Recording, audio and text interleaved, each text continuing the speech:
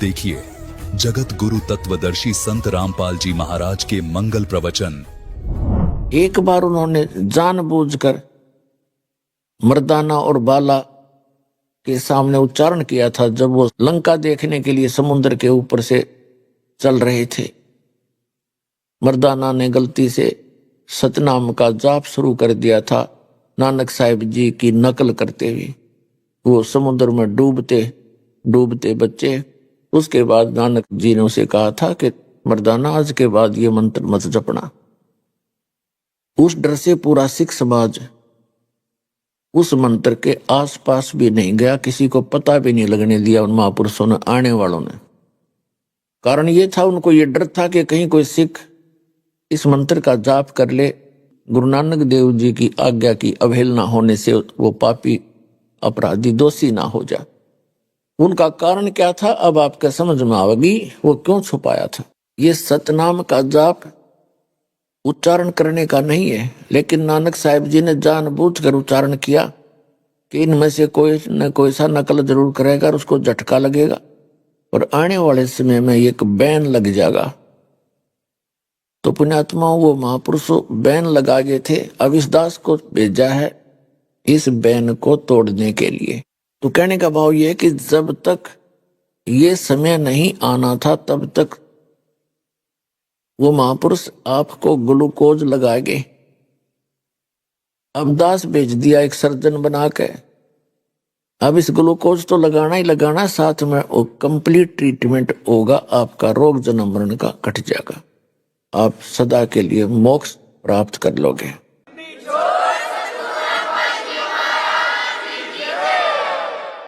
इससे पहले तो दास बताना चाह रहा था कि जैसे कर्म प्राणी करता है वैसा फल मिलता है जब लग सतगुरु नहीं मिलते। सतगुरु मिलता है या तो स्वयं परमात्मा होते हैं या परमात्मा का विशेष कृपा पात्र होता है और उसको परमेश्वर कबीर जी अपनी पावर दे करके भेजता है। और इसमें साथ साथ कहा है कि मम संत मुझे जान मेरा ही स्वरूपम। परमेश्वर ने सूक्ष्म वेद में कहा कि मेरा जो परम संत हो उसको मुझे ही जानना, मेरा स्वरूप समझ लेना, उसमें भेद मत करना, नहीं तो आपकी भक्ति विफल हो जाएगी। जैसे किसी व्यक्ति ने बहुत सा धर्म भंडारे किए, प्याऊ बनवाई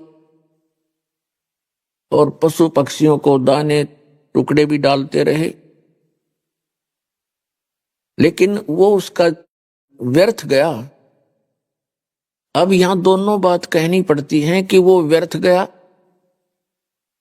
यूजलेस, और साथ में ये भी कहा जा रहा है कि अपना किया तो मिलेगा ही मिलेगा, ऐसा ही है। थोड़ा समझने का अंतर है।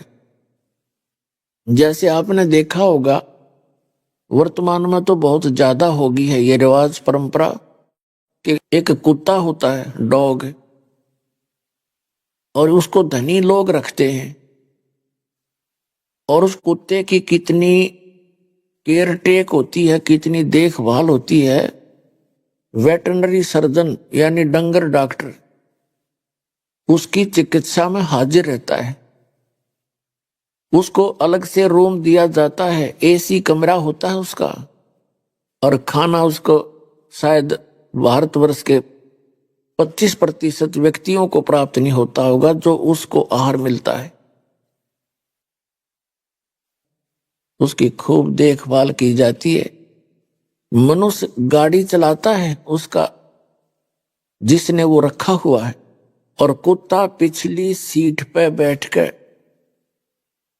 अब मनुष्य तो उसका ड्राइवर है और कुत्ता मालिक वाली सीट पे बैठकर झांकी में गए देखा करे, नो खिड़की में गए जीभ काट गए, यूं देखता रहता है।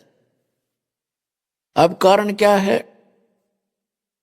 उस पुण्यकर्मी प्राणी ने मानव शरीर के अंदर बहुत घने पुण्य करे, धर्म करे, लेकिन वे मनमुखी किए, शास्त्र विधि त्याग कर मनमाना आचरण किया, जिस कारण से परमात्मा ने उसका किया हुआ वर्क डन देना होता ही है। उसको वो सारी सुविधाएं दी, लेकिन मनुष्य जीवन नहीं मिला उसको।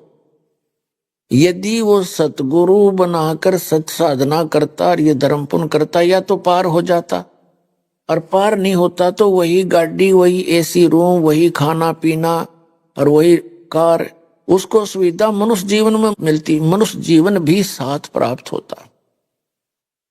और मनुष्य जीवन प्राप्त होता तो पिछली भक्ति की तरफ होती है प्राणी कहीं ना कहीं, उसको फिर संत भी मिल जाते और फिर से भक्ति स्टार्ट होकर मोक्ष प्राप्त कर जाता। इसलिए गुरु बिन माला फेरते, गुरु बिन देते दान, गुरु बिन दोनों निष्फल हैं, चाहे पूछो वेद पुराण। फिर क्या बताया कि झूठे गुरु के आश्रय कदे न उधर जीव, सच्चे पुरुष कबीर हैं आद परम गुरु पीव। और झूठे गुरु से भी नाम लेकर जीव उद्धार नहीं हो सकता। सच्चा सतगुरु केवल एक कबीर साहब है, और कबीर साहब ही की कृपा से आज दास उपलब्ध है। उनका पूर्व में आपने संदेश पढ़ा होगा, कबीर सागर में परमात्मा ने कहा था कि जब कलयुग 5500 वर्ष व्यतीत हो जाएगा तब एक महापुरुष प्रकट होगा, मेरा भेजा हुआ मेरा दास जाएगा और पूरे विश्व को सतनाम और सत भक्ति बता के पूरे विश्व का कल्याण करेगा। पूरी पृथ्वी के प्राणी उपदेशी होंगे। ये परमात्मा का आदेश है 600 वर्ष पहले का।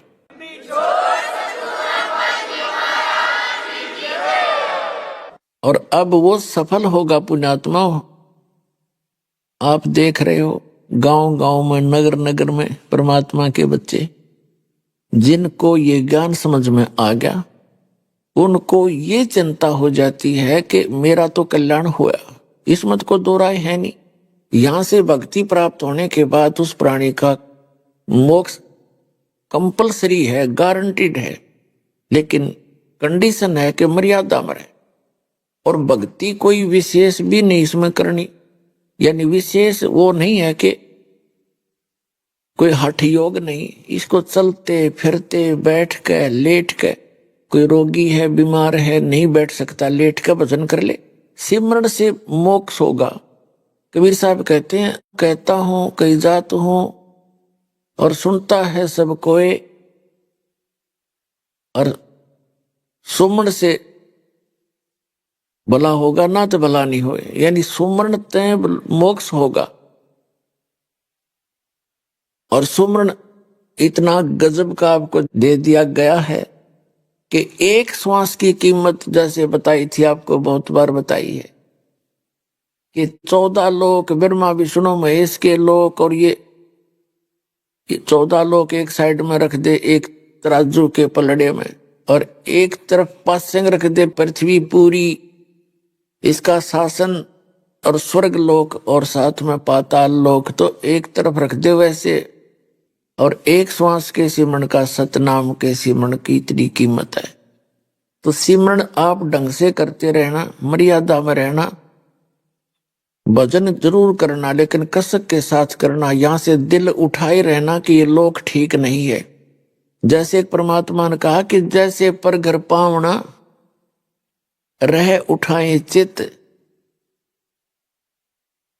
जिस प्रकार किसी दूसरे घर में कोई मेहमान गया हुआ हो और वहां उसकी कितनी आओ भगत हो रही हो, कितना रिस्पेक्ट हो रहा हो, एक दिन के बाद उसकी चिंता अपने घर की हो जाती है। उसको पता होता है कि मेरा ये ठिकाना नहीं है, तो वहां वो सब कुछ सुविधाएं प्राप्त करते हुए उसके मन में रह रहकर अपने घर आने की उमंग उठती ही रहती है।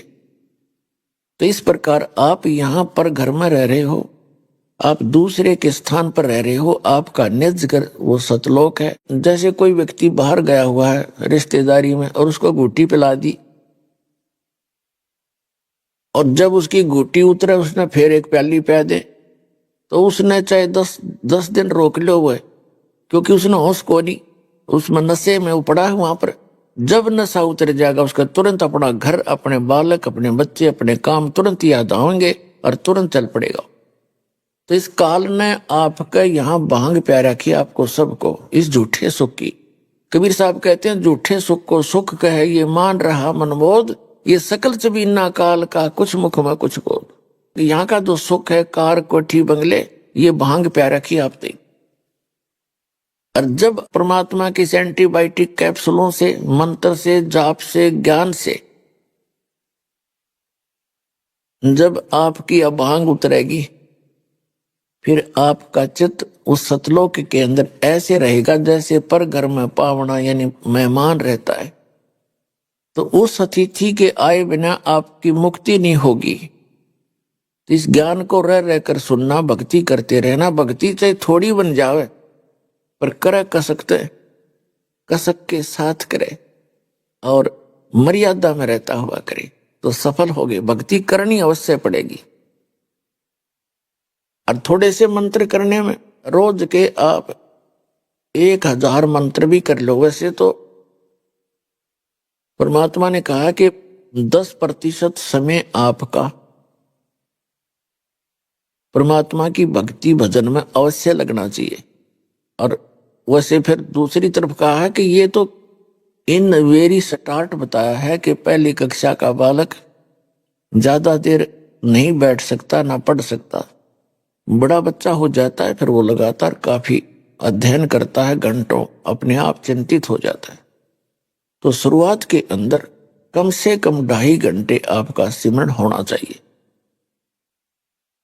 24 घंटे हैं एक दिन रात में, लगभग 2.5 घंटे, 2.25 घंटे, 3 लगा लो, ये सिमरन होना चाहिए आपका।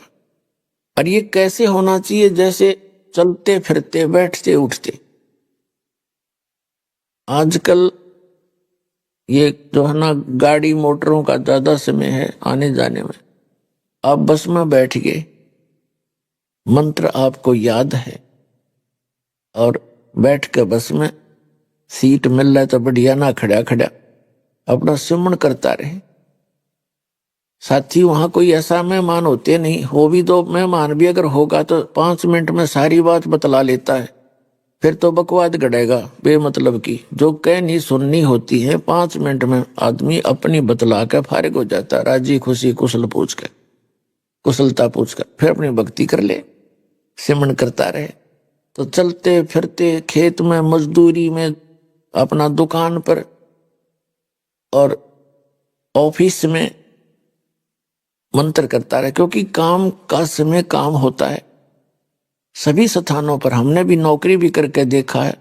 इसी प्रकार आप इस काल के लोक में भक्ति करनी पड़ेगी आप जी ने। अब जैसे कई भक्त कहते हैं जी टाइम नहीं मिलता और घर में टेंशन रहती है, भक्ति में दिल नहीं लगता, कोई ना, क्योंकि यहाँ टेंशन तो काल ने कंपलसरी बनानी है आपका, क्योंकि ये चाहता है कि ये मां दुखी रहें, परमात्मा की याद इनको आवे नहीं, आपस में उलझ पुलझ रहे ये सारा दिन।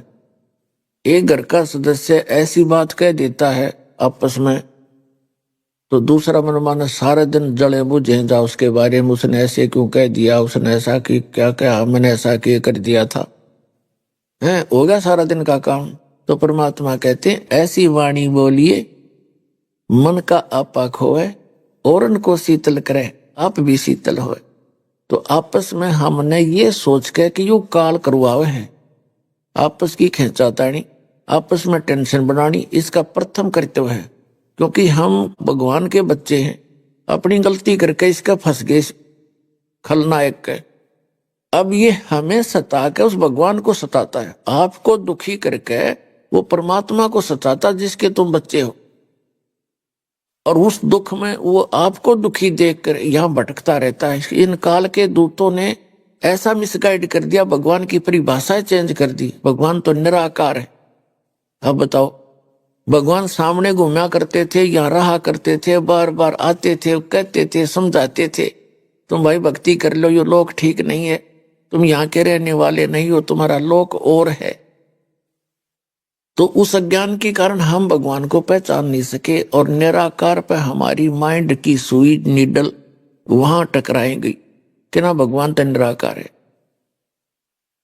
तो वो परमात्मा आपके लिए भटक रहा है, आप पहचान नहीं पाए क्योंकि काल ने आपको भ्रमित किया और साथ में यह झूठे सुख को और ये सुख बता के आपको भ्रमित कर रखे।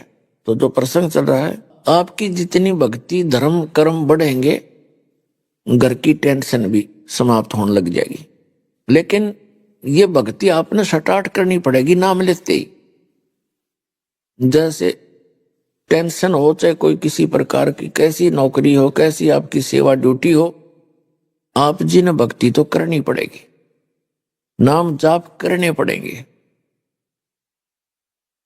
इस टेंशन में करने पड़ेंगे।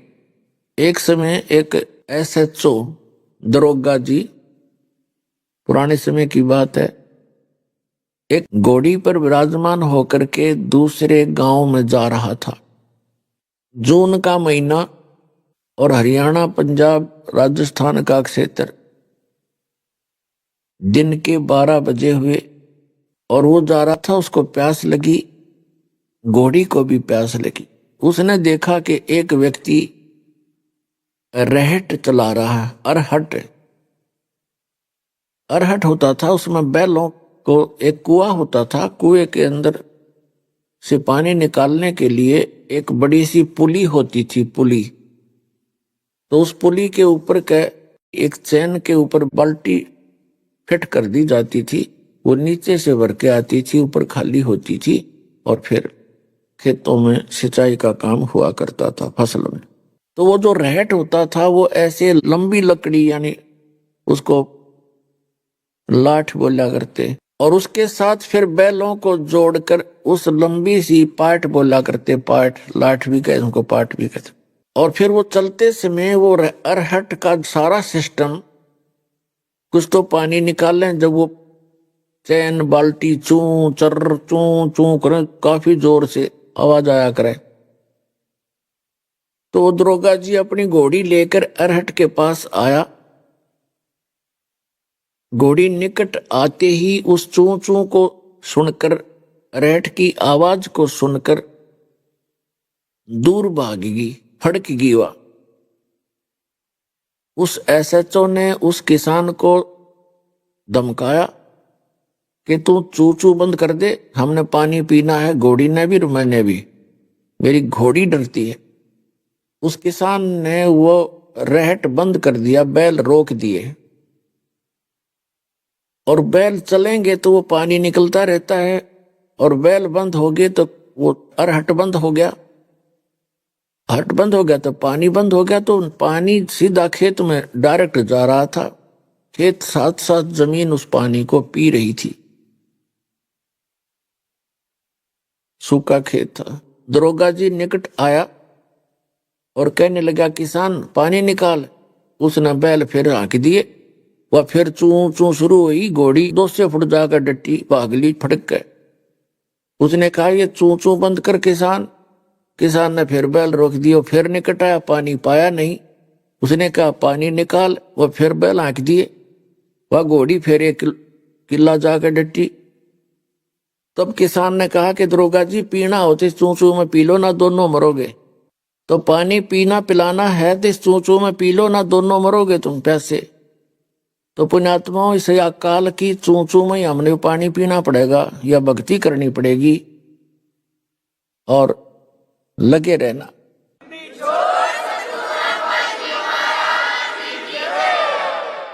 तो परमात्मा बताते हैं, गुरु बिन माला फेरते,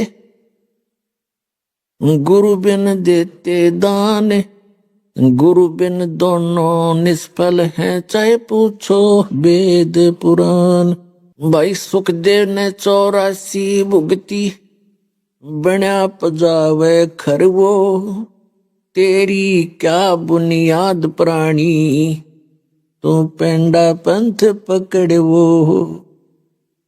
अन्य साधनाएं करने से, सतगुरु की प्राप्ति ना होने से, क्या बताते हैं कि सुखदेव ने 84 भुगती, बना पजावे खरवो, और तेरी क्या बुनियाद प्राणी, तू पेंडा पंथ पकड़वो। सुखदेव जैसे महर्षि की विरानमाटी हुई साधना करते करते। कौन सी साधना करते करते?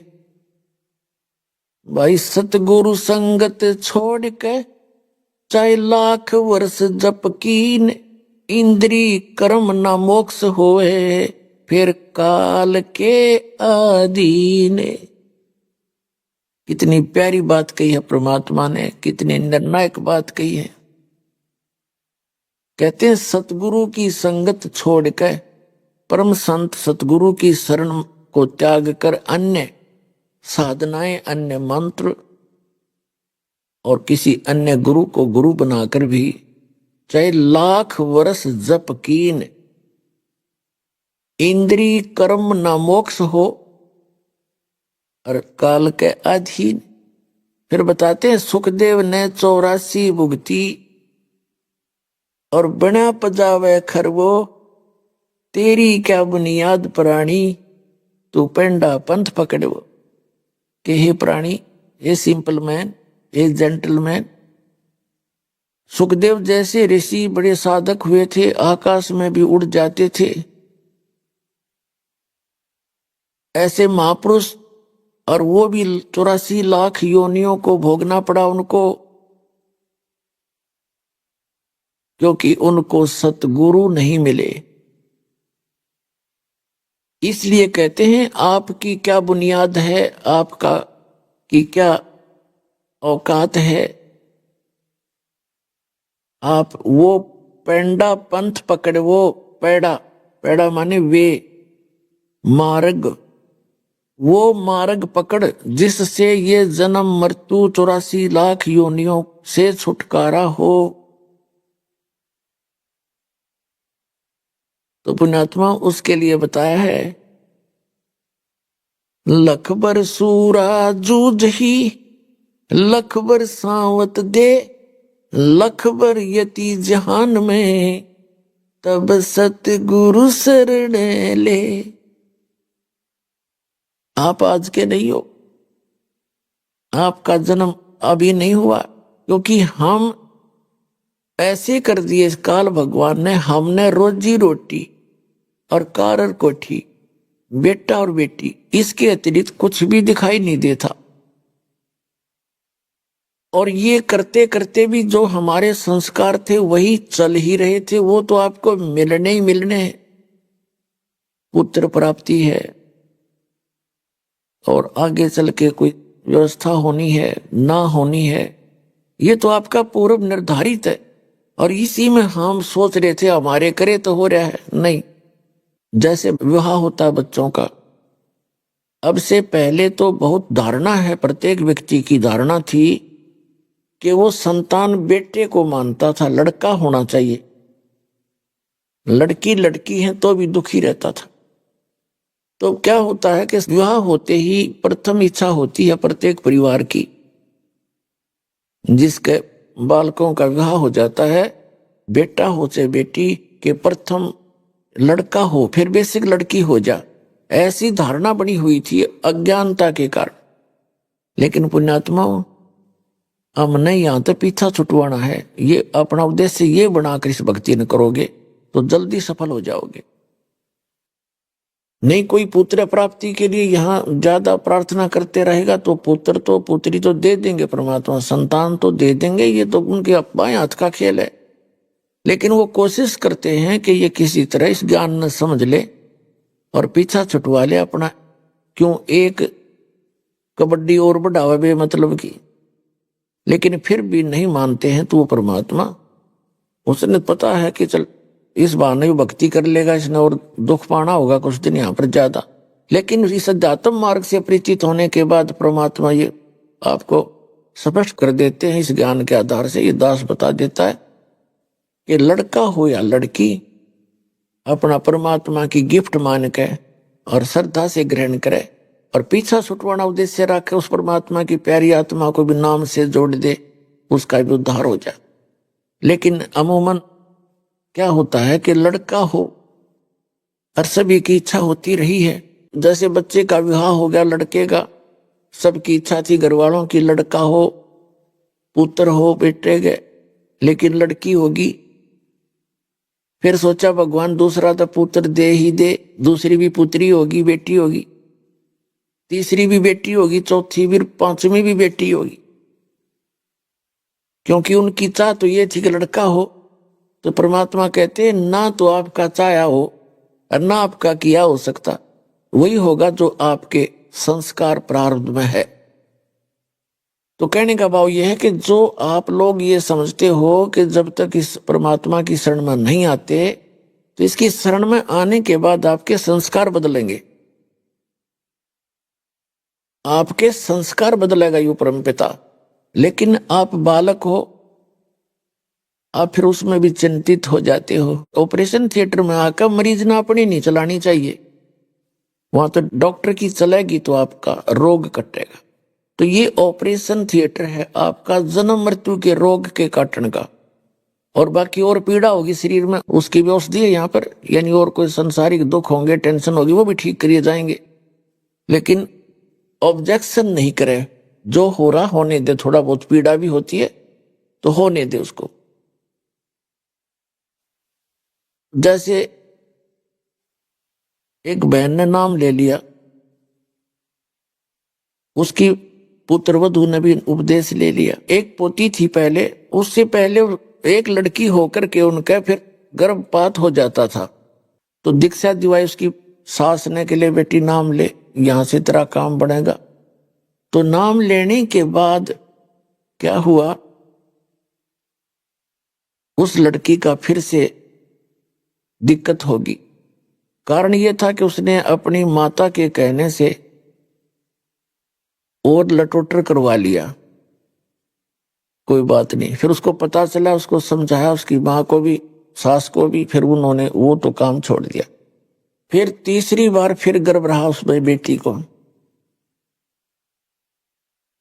अब क्या था कि उस लड़की का वो गर्भ खराब हो गया और वो इतनी रोए